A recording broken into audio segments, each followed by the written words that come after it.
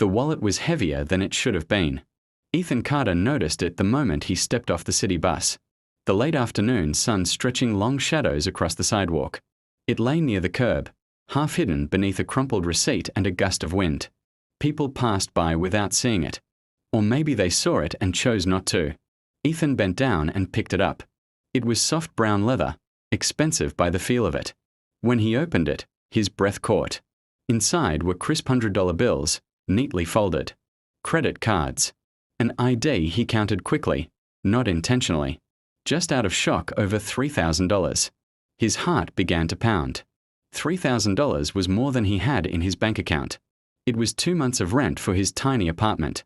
It was groceries that didn't require coupons. It was the car repair he had been putting off for weeks. For a split second, a dangerous, human second, he imagined keeping it. No one saw him pick it up. No cameras nearby. No witnesses. He could walk away. He closed the wallet quickly, as if it had burned his fingers. Then he looked at the ID again. Margaret Langford, it read. Age 47. Address only a few blocks away. He pictured someone standing at a store counter, patting their purse, panic rising.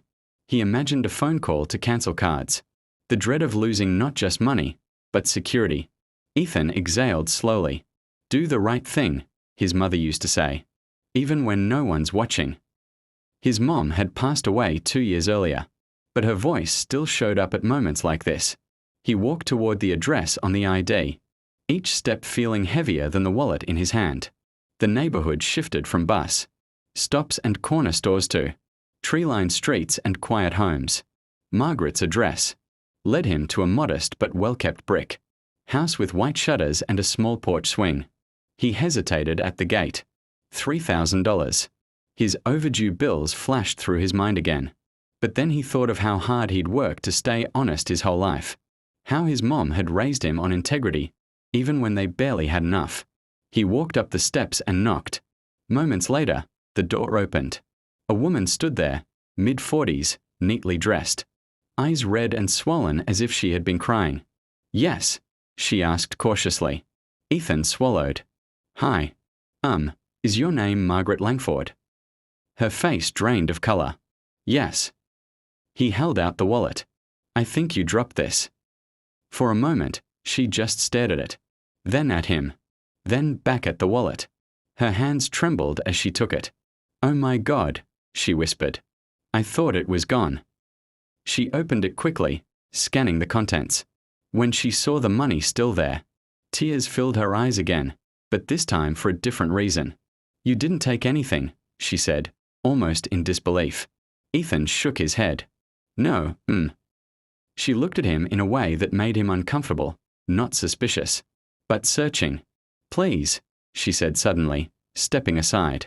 Come in. Ethan had no idea that walking through that doorway would change his life forever. Ethan stepped inside hesitantly, wiping his shoes on the mat as if he didn't belong on floors that clean. The house was quiet. Too quiet. Margaret closed the door behind him and clutched the wallet to her chest like something sacred. You have no idea what this means, she said, her voice shaking. Ethan shrugged awkwardly. Anyone would have done the same. She gave him a look that said she knew that wasn't true. Sit, she insisted, motioning toward the couch. He sat stiffly, unsure why he was there. Returning the wallet should have been the end of it. Margaret sat across from him and wiped her eyes. That money, she began carefully, was for my son. Ethan straightened slightly. He's starting a small auto repair business, she continued.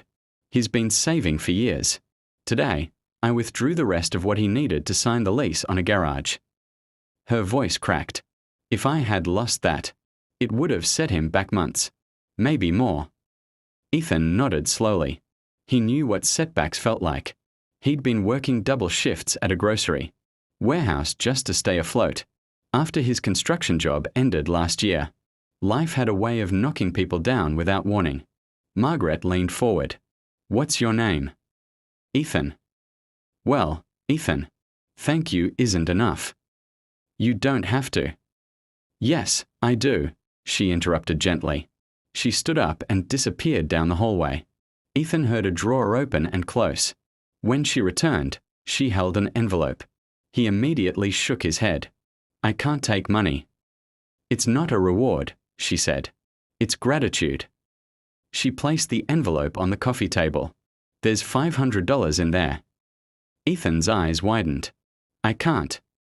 "You can," she said firmly. "And you will." He stared at it, conflicted. $500 would fix his car. It would give him breathing room. But something in him resisted. "I didn't do it for money," he said quietly. Margaret studied him for a long moment. Then she smiled, not politely, but knowingly. "I can see that." She slowly pulled the envelope back. "All right," she said softly. "Then let me do something else." Ethan frowned slightly. "Like what?" She folded her hands in her lap. "You see, I also sit on the hiring board for Langford and Sons Construction." Ethan blinked. "I recognize your name," she said. "You applied 3 months ago." His stomach dropped. "I did," he admitted. "Didn't get a call back." She nodded. "We had dozens of applicants." Silence stretched between them. Margaret's eyes softened. "But we are opening a new project next month," she said. "And I think we overlooked someone important." Ethan stared at her, unsure what he was hearing. "You mean?" "I mean," she interrupted gently, "I'd like you to come in for another interview." His chest tightened. "Not because you returned my wallet," she added quickly, "but because your honesty tells me more about your character than any resume ever could." Ethan felt something unfamiliar rising in his throat. Hope. He had walked here thinking he was doing something small. He had no idea someone had been watching, not with cameras, but with life's quiet tests. And apparently, he had passed. The interview felt different this time. Ethan wore his only suit, slightly tied at the shoulders but pressed carefully. As he walked into the Langford and Sons office, his heart pounded louder than it had the day he found the wallet. Margaret wasn't alone this time. 2 other board members sat at the table. Professional. Serious. The questions were tough. Experience. Safety protocols. Team leadership. Ethan answered honestly. When he didn't know something, he admitted it. When he had made mistakes in past jobs, he owned them. At one point, one of the board members leaned back and asked, "Why should we trust you on a major project?" Ethan paused. He could have talked about work ethic, about punctuality. Instead, he said simply, "Because even when nobody's looking, I do what's right." Margaret didn't smile. She didn't need to. 2 days later, Ethan received the call. He got the job. Not entry-level. Project supervisor. The salary was more than he had ever earned. That night, he sat alone in his small apartment and let the silence settle around him. He thought about how close he'd come to making a different choice on that sidewalk. How easy it would have been to keep walking. $3,000 would have helped for a moment. But integrity had built something bigger. A week after he started the new job, Ethan stopped by Margaret's house again, this time with something in his hand.